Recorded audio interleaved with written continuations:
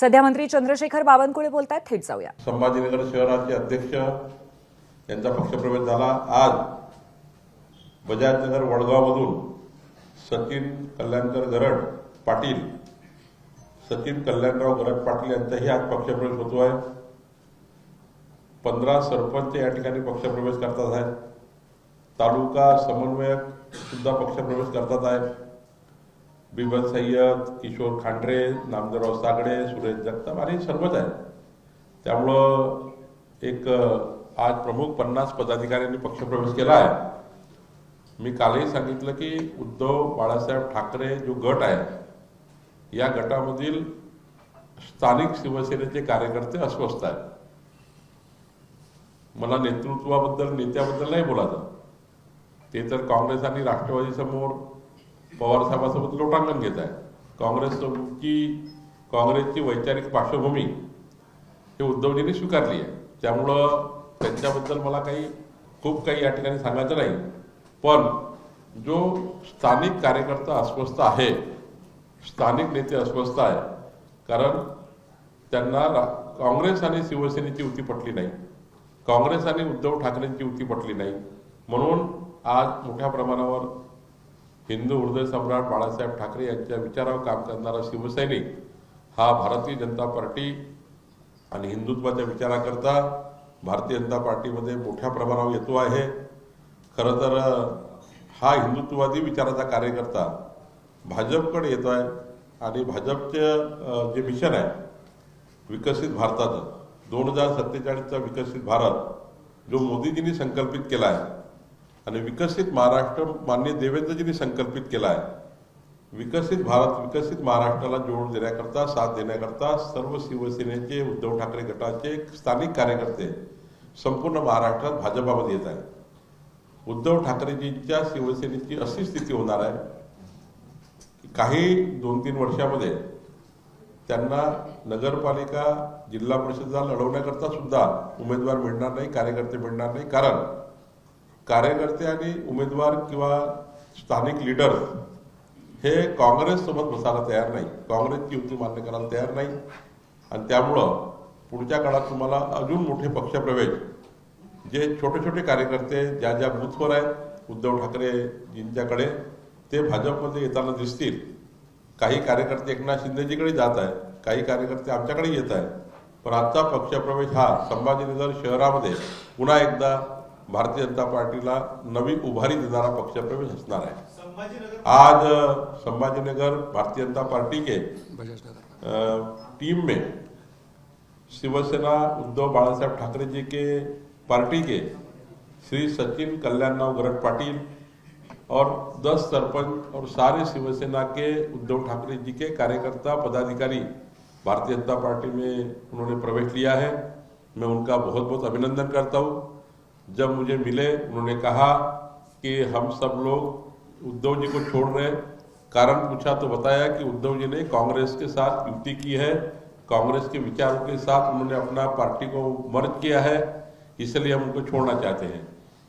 मुझे महाराष्ट्र में सब तरफ दिखाई दे रहा है कि उद्धव बाळासाहेब ठाकरे जी के पार्टी के कार्यकर्ता गांव-गांव में, गली-गली में जो शाखाएं खोल के काम कर रहे थे, वो सारी शाखाएं भारतीय जनता पार्टी में मर्ज हो रही है। सारे लोग भारतीय जनता पार्टी में आ रहे हैं, क्योंकि हमारे ये जो कार्यकर्ता है, जो उद्धव जी के साथ हमारी अनेक साल युति रही, हम सब कार्यकर्ता को जानते हैं, सब कार्यकर्ता को मानते हैं। ये सारे कार्यकर्ता उद्धव जी को इसलिए छोड़ रहे हैं कि हिंदू हृदय सम्राट बाळासाहेब ठाकरे जी का विचार उन्होंने छोड़ दिया है, कांग्रेस के विचारों को स्वीकारा है, इसलिए सारे लोगों ने छोड़ना चालू किया है। महाराष्ट्र में अनेक कार्यकर्ता बीजेपी में आ रहे हैं और आने वाले दिनों में भी आपको महाराष्ट्र में उद्धव जी को कोई कार्यकर्ता सरपंच से लेकर विधायक तक लड़ाने के लिए भी लोग नहीं रहेंगे, ये स्थिति बनने वाली है। इन सब कार्यकर्ताओं ने मोदी जी के विकसित भारत के लिए, देवेंद्र जी के विकसित महाराष्ट्र के लिए साथ देने के लिए पार्टी प्रवेश किया है। मैं उनका पार्टी में बहुत बहुत अभिनंदन करता हूँ, सबका पार्टी में स्वागत करता हूँ और आश्वस्त करता हूँ सब कार्यकर्ताओं को हम ईमानदारी से विकास की योजना में लेकर आएंगे और इस महाराष्ट्र में विकास की ओर लेकर जाएंगे। सब पदाधिकारियों को जो सचिन जी के साथ आए हैं, सब पदाधिकारियों को मैं आश्वस्त करता हूं कि आपको भारतीय जनता पार्टी लेकर चलेगी और विकास के इस राह में आप भी अच्छे से काम करेंगे। यही मैं आपको आश्वस्त करता हूँ. खूप खूप धन्यवाद. तुम्ही आता असं म्हणालात की उद्धव ठाकरेंकडे येत्या काळात माणसं राहणार नाहीत. दुसऱ्या बाजूला उदय सामंत देखील असं म्हणतात की उद्या 23 तारखेला एक मोठा भूकंप महाराष्ट्रामध्ये होणार आहे. कोणी म्हटलं? उदय सामंत म्हणाले की 3 खासदार उद्धव ठाकरेंचे त्यांच्या संपर्कात आहेत. मला वाटतं की जर असा काही दावा केला असेल तर काही त्यांच्याकडे काही पक्षप्रवेश होणार असतील तर मला माहिती नाही. पण आमच्याकडे मात्र स्थानिक शाखा ज्या आहेत उद्धव ठाकरेजीच्या गटाच्या, त्या स्थानिक शाखेचे पक्षप्रवेश मोठ्या प्रमाणात मी करतोय. मला उदय सामंतजीकडे कोण म्हणजे एकनाथजीकडे कोण खासदार कोण आमदार प्रवेश करणार आहे याबद्दल मला माहिती नाही. उदय सामंत यांच्या या वक्तव्यानंतर उद्धव बाळासाहेब ठाकरे गटाकडून आरोप होतोय की त्याला दावोसमधून फिरून द्यायला हवं, कारण असं थोडं दावोसला जाऊन चर्चा करतात. संजय राऊत ठीक आहे, आपला कामाच्या वेळा ज्या असतात त्यामध्ये दावोसचेही काम करून आपल्या पक्षाकडे लक्ष देणे काही वाईट नाही. मी आता मंत्री म्हणून काम करताना भारतीय जनता पार्टीचा पक्ष वाढवण्याकरता मी काम केलेलं काय चुकीचं आहे? आपला प्रशासकीय वेळ जो असतो प्रशासकीय असतो, शासकीय वेळ शासकीय असतो. पण आम्ही जर 24 तासातले 18 तास काम करतो तर 10 तास शासनाकडे जे काही कामकाज करून आमच्या पक्षाकरता आम्ही 4 तास देत असतो. त्यामुळं त्यांनी तिथून डावासोबत लक्ष दिलं असेल त्यांचा पक्ष वाढवण्याकरता, त्यात काही गैर नाही. सर, अशा पद्धतीने पक्ष प्रवेश वारंवार करताय. आगामी स्थानिक स्वराज्य संस्थांच्या निवडणुकीचं मिशन जे आहे ते आता भाजपने सुरू केलंय का काय? भाजपाचं मिशन ऑलरेडी पहिल्यापासून सुरू आहे. आम्ही आधीच ठरवलं की महाविजय लोकसभा, महाविजय विधानसभा, महाविजय स्थानिक स्वराज्य संस्था, आता 2025 मध्ये होणाऱ्या स्थानिक स्वराज्य संस्थेमध्ये आम्ही महायुतीमध्ये मोठ्या प्रमाणावर महाराष्ट्रात लढणार आहोत. आणि मला विश्वास आहे की ज्याप्रमाणे विधानसभेमध्ये आम्हाला चांगलं यश मिळालं, स्थानिक स्वराज्य संस्थेमध्ये महायुतीला चांगलं यश मिळेल. दोन दिवसापासून संभाजीनगरचे पक्षप्रवेश होताना पाहायला मिळत आहे. खैरे आणि अंबादास दानवे जे विरोधी पक्ष नेते त्यांच्यातल्या वादामुळे खरं हे पक्षप्रवेश त्यांचा वाद नाही आहे. वाद मूळ आहे की उद्धवजींनी काँग्रेससोबत युती केली. उद्धवजींनी काँग्रेसचे विचार स्वीकारले. उद्धवजींनी हिंदुत्व सोडून काँग्रेसच्या विचाराची संगनमत केलं. उद्धवजींनी मताच्या लांबून चालण्याकरता काँग्रेसचा विचार स्वीकारला. उद्धवजींच्या रॅलीमध्ये म्हणजे उद्धवजींचे खासदार जेव्हा निवडून आले परभणीचे आणि नाशिकचे, तेव्हा त्यांच्या रॅलीमध्ये पाकिस्तानचे ध्वज फडकताना कार्यकर्त्यांनी बघितले आणि कार्यकर्ते अस्वस्थ झाले, म्हणून पक्षप्रवेश होतो आहे. एकनाथ शिंदे कोकणातील उद्धव ठाकरेंचे काही महत्वाचे नेते तुमच्या संपर्कात असल्याच्या सकाळपासून चर्चा सुरू झाली. राजेंद्र साळवी भाजपमध्ये कधी येतील, काही चर्चा झाली? राजेंद्र साळवी यांची माझी काही चर्चा झाली नाही. बट एखाद्या वेळी राजेंद्र साळवीजी यांचा विचार बदलू शकतो, कारण उद्धवजींच्या कार्यप्रणालीवर ते मला जे दुरून वाटतं, मी त्यांच्याशी बोललो नाही, चर्चा केली नाही, पण त्यांच्या बोलण्यावर असं वाटतं की ते नाराज आहे बऱ्यापैकी, कारण उद्धवजीचा विचार, काँग्रेस धर्जिना विचार हा कोणालाच मान्य नाहीये. एकनाथ शिंदे असं म्हणतात की लाडकी बहीण ही जी योजना आहे ती मी आणलेली होती, ही माझी संकल्पना होती. नेमकी कोणाची संकल्पना समजायची? सगळ्यांचाच दावा महायुतीकडनं होताना पाहायला मिळाला. राज्याचे मुख्यमंत्री एकनाथ शिंदे जी असताना मुख्यमंत्री माझी लाडकी बहीण योजना महाराष्ट्रात आली, महायुतीचं सरकार असताना आली. आणि नेहमी तसं असतं, एकनाथ शिंदे सरकार, देवेंद्र फडणवीस सरकार, जे सरकार असतं त्या सरकारचं क्रेडिट असतं आणि त्यामुळे मुख्यमंत्री साहजिकच त्या सरकारचे प्रमुख असतात. त्यामुळे मुख्यमंत्र्यांनी जरी असं म्हटलं की मी ती योजना आणलेली आहे, त्यात काही गैर नाही. याला काउंटर अनिल देशमुख यांनी आरोप केला आहे सरकारवरती की जे छाननी केलेले जात आहेत अर्ज, ते अर्ज कुठेतरी छाननी करण्याच्या नावाखाली बाद केले जातील लाडक्या बहिणीचे अर्ज, असाही आरोप अनिल देशमुख. त्यांना आता पराभवाच्या या प्रक्रियेतून बाहेर निघावं लागेल. पुन्हा पुढचा पराभव दिसतोय, थोडं तरी त्यांचा पार्टी त्यांना सावराची असेल, यातून बाहेर निघा आणि पक्ष वाढवा, पक्षामध्ये लक्ष द्या.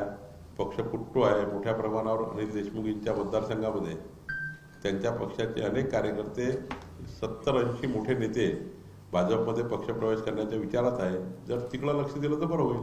पालकमंत्री पदाचा वाद जो आहे तुम्ही निर्णय रद्द केला, मात्र तरी सुद्धा शिवसेनेकडनं जाहीरपणे नाराजी व्यक्त केली जाते.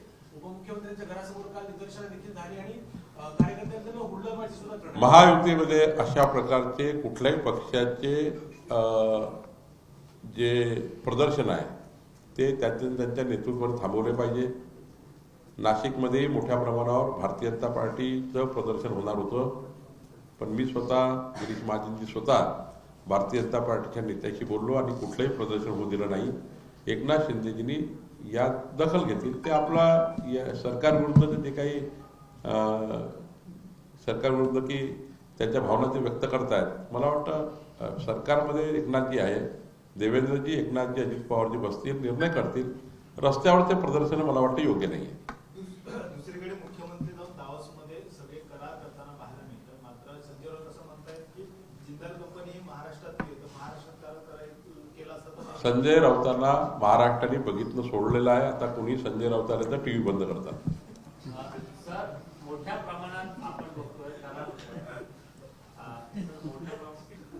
मुख्यमंत्री खरं तर दावोस दौऱ्यावर आहेत आणि मोठ्या प्रमाणात करार होताना आपल्याला पाहायला मिळत आहे. कसं बघताय सगळ्यांना? कारण लोक मी आपल्याला आवर्जून सांगेल की देवेंद्रजी ज्या पद्धतीने विचार करून गेले महाराष्ट्राच्या औद्योगिक विकासाचा, जे जे आम्ही विचार जनतेसमोर मांडले, आम्ही मॅन्युफॅक्चर मांडला, आम्ही जाहीरनामा केला की या महाराष्ट्राला आम्ही देशातलं क्रमांक 1चं गुंतवणुकीचे राज्य करू. परकीय गुंतवणूक या राज्यात क्रमांक 1वर असेल. देवेंद्रजी जेव्हा विचार करून जातात किंवा संकल्प करून जातात, ते संकल्प पूर्ण करून येतात.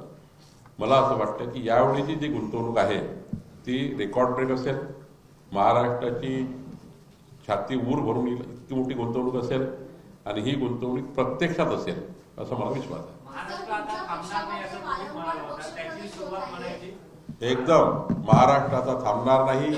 महाराष्ट्र देशातलं क्रमांक 1चं राज्य असेल.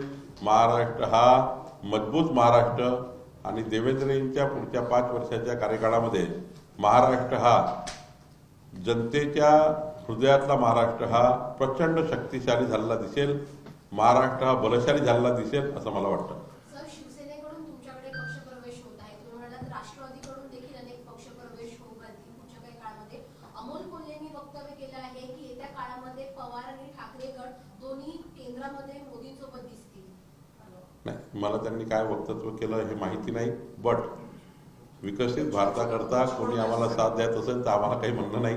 विकसित भारताचा संकल्प मोदीजींनी केला आहे. संकल्पाला कोणी साथ द्यायला विचार करत असेल तर आमचं काय त्यात म्हणणं आहे. अक्षय शिंदे हत्या प्रकरणामध्ये असं म्हटलं जातंय की निवडणुकीसाठी एन्काउंटर करण्यात आला अक्षय शिंदेचा. असं आहे की पोलिसांनी ज्या पद्धतीने पोलिसावर जो हल्ला झाला आणि पोलिसांनी त्यात एन्काउंटर केला हे सर्व आपल्याला दिसतं आहे. आता त्यामध्ये न्यायालयीन चौकशीचाही भाग आला आहे. मला वाटतं याच्यात एकदा पूर्ण चौकशी होऊ द्यावी, मगच यावर बोलणं योग्य. काल एक सीसीटीव्ही फुटेज बाहेर आले बीडच्या सरपंच हत्या प्रकरणामध्ये. त्यामध्ये हे सगळे आरोपी आणि बालवीर कराड एका हॉटेलमध्ये बसलेत आणि चर्चा करतात अशा प्रकारचं फुटेज आहे. त्यामध्ये एक पीआय सुद्धा दिसतोय. या सगळ्यांवरती कारवाई व्हावी. नाही, मला असं वाटतं की या घटनेचा त्या बैठकीचा त्या घटनेचा किती संबंध आहे, काय संबंध आहे, पोलीस SIT सुरू आहे, पोलीस कारवाई करताय. मीडियामध्ये बोलून त्या कारवाईवर आपण काही वेगळा इन्फ्लुएन्स तयार करणे, माझ्यासारख्या जबाबदार मंत्र्यांनी त्यामध्ये काही स्टेटमेंट करणे, कुठल्याही मंत्र्यांनी किंवा कुठल्याही सरकारच्या प्रतिनिधींनी किंवा कुठल्याही लोकप्रतिनिधींनी असं कुठलंही वक्तव्य करू नये की मूळ तपासावर फरक पडेल. मी काही बोलणे म्हणजे मूळ तपासावर फरक पडतो. त्यामुळं तपास हा पोलिसांनी करावा, SITनी करावा, व्हिडिओचा करावा. जे जे आरोपी असेल त्या सर्वांना जेरबंद करावं, सर्वांना अंतिम शिक्षावरपर्यंत पोलिसांनी कारवाई करावी. याकरता पोलिसांना मुभा आहे, पोलिसांना पूर्ण ताकद सरकारची आहे. माननीय देवेंद्रजी पाठीशी उभे आहेत. देवेंद्रजींनी पूर्ण संकल्प केला आहे. या गुन्ह्याला कुणी राहू त्याला ते तडीच नेणार आहे. बोलता बोलता ते वक्तव्य करून गेले की कुठल्याही योजनेमध्ये 2 ते 4% घोटाळा होतच असतो. नाही, ते आमची जबाबदारी आहे. गतिमान सरकार, पारदर्शी सरकार म्हणून जेव्हा आम्ही काम करतो तेव्हा 1% घोटाळा होऊ नये, 1 पैशाचाही घोटाळा होऊ नये, आमची जबाबदारी आहे. ABP माझा, उघडा डोळे बघा नीट.